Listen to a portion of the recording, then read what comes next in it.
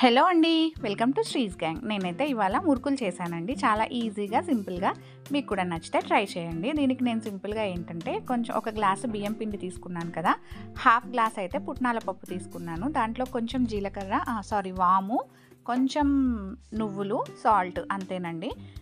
ఈ పిండి జల్లించుకుని దాంట్లోకి మనము ఈ పుట్నాల పప్పు ఏదైతే ఉందో దాన్ని మిక్సీ పట్టుకుని దాన్ని కూడా జల్లించుకుని ఒక గ్లాస్ వాటర్ అయితే తీసుకుని దాంట్లోకి ఒక స్పూన్ ఆయిల్ అయితే వేసుకుని ఆ వాటర్ని తీసుకొచ్చి పిండిలో కలిపేయాలండి. ఆ పిండి కలిపే వీడియో అయితే మిస్ అయిందండి.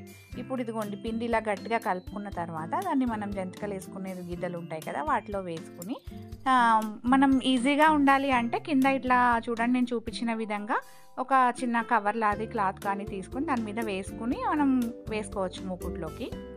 లేదు అంటే డైరెక్ట్ మూకుట్లో కూడా వేసేసుకోవచ్చు. నేనైతే 2 రకాలు చేశాను, మీకు అదే చూపిస్తున్నాను చూడండి. ఇక నూనె అయితే నేను ఎక్కువే వేయలేదండి, కొంచెమే వేశాను. ఎందుకంటే మళ్ళీ ఆ కాగిన నూనెనే మళ్ళీ రీయూజ్ చేయడం ఇదంతా ఉంటుంది కదా అని చెప్పేసి కొంచెమే వేశాను. ఈ 1/4 కిలో పిండికి నాకైతే ఒక 10 జంతికల వరకు అయినాయండి. మురుకులు సరిపోతాయి అన్నమాట నాకు. ఇది ఈవినింగ్ టీ టైంకి నేనైతే బాగా ఎంజాయ్ చేశాను. కరకరలాడుతూ ఉన్నాయి, చాలా బాగున్నాయి. ఇందులో వేసిన ఇంగ్రీడియంట్స్ ఏంటంటే ఓన్లీ బియ్యం పిండి, దాంట్లోకి కొంచెం పుట్నాల పప్పు, పెద్ద గ్లాసు బియ్యం పిండికి చిన్న గ్లాసు పుట్నాల పప్పు, ఇవి 2 వేసాం కదా, చాలా బాగుంది. టేస్ట్ అయితే అద్దిరిపోయింది. మీరు కూడా ట్రై చేయండి. వీడియో నచ్చితే